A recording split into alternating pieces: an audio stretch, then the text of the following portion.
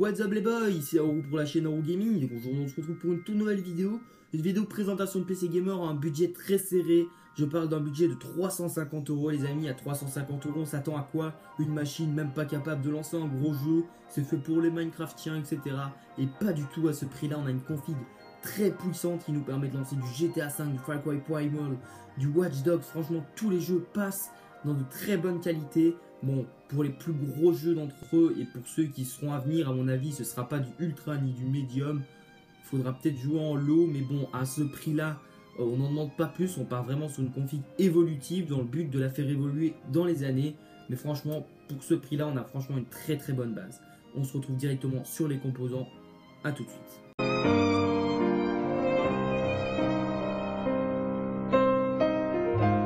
Pour le processeur, on a pris un AMD A6 6400K. C'est un processeur à socket FM2. C'est un petit dual-core avec un emote cache, mais un très très bon processeur tout de même.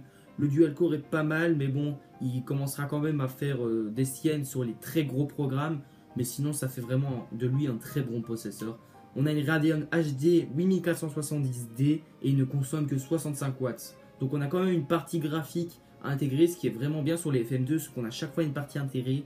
Donc pour ceux qui ne veulent pas acheter de graphique, qui ne veulent pas acheter de carte graphique, s'ils ne sont pas vraiment gros joueurs ou qui tout simplement ne sont pas joueurs du tout, c'est vraiment parfait. Alors pour la carte mère, nous avons pris la MSI A68HM E33V2, une très très bonne carte mère au prix de 50 €. Qu'est-ce qu'on a? On a une carte mère micro ATX avec un socket FM2+, un chipset AMD A68H, on a deux USB 2.0, deux USB 3.0, un VGA, un HDMI et deux pour SATA. Donc c'est pas super complet, deux pour SATA, c'est que deux disques durs ou un disque dur et un lecteur, mais à ce prix là il faut pas s'attendre à avoir 18 pour SATA, donc c'est une très bonne carte mère niveau rapport qualité-prix, rien à dire là-dessus. Pour les barrettes de RAM, j'ai été chez Kingston, comme par hasard, franchement c'est une des meilleures marques pour moi. Ils ont un bon design, un bon rapport qualité-prix et une qualité génialissime pour des prix défiant toute concurrence. Donc Kingston HyperX Cerise rouge, ici j'ai pris de la rouge, mais bien sûr il y a la bleue, la noire, la blanche, il y a toutes les couleurs, pas de raciste pour ces barrettes.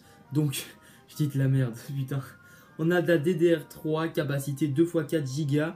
On a de la fréquence de 1600 MHz, norme PC3 12800 en case 10, donc de très très bonnes carrettes de RAM. Pour la carte graphique, j'ai été chez Gainworld, la GeForce GTX 740 avec 2 Go dédiés, 2 Go de GDDR3, les sorties graphiques intégrées, un DVI-D, un HDMI et un VGA. 3 sorties, une très bonne carte graphique. Comme je vous l'ai dit, ça vous fait passer à peu près tous les jeux dans de très bonnes conditions, rien à dire là-dessus. Pour le disque dur, je ne change pas, Seagate Barracuda de 1 Tera, on ne change pas une équipe qui gagne, on ne change pas un disque dur qui va. Alors c'est une interface de transfert SATA 3, 7200 tours par minute et 64 MO de cache, donc un très très bon disque dur.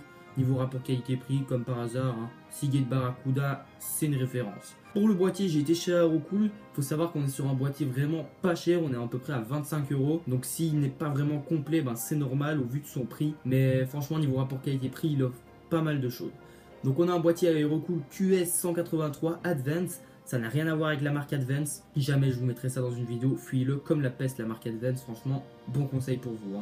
C'est un boîtier de type mini tour, donc il donnera très bien sur un bureau ou voilà, franchement c'est facilement transportable. Il accepte les cartes graphiques jusqu'à 320 mm, on a deux USB 3.0, une prise jack et une prise micro à l'avant du boîtier. Ventilateur inclus, on n'en a qu'un seul à l'arrière de 80 mm. Pour avoir une bonne aération, je vous conseille d'en racheter un à l'avant, donc de 120, de 140, peu importe la taille, mais un petit ventilo à l'avant pour que ce soit pas mal. On peut en rajouter d'ailleurs deux, un en façade de 120 et un en latéral de 120 aussi.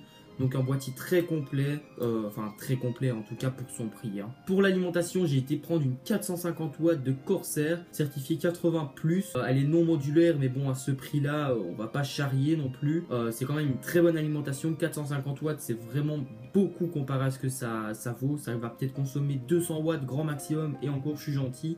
Mais bon, j'ai pensé à l'évolutivité. Et franchement, pour le prix, il vaut mieux prendre une qu'on sait que si on veut changer de config, on pourra changer avec cette alimentation. Donc c'est tout pour moi. J'espère que vous avez apprécié. Vous pouvez liker, commenter et partager la vidéo sur les réseaux sociaux. N'oubliez pas de vous abonner. Moi, je vous dis à bientôt pour une prochaine vidéo. C'était Haru. Portez-vous bien.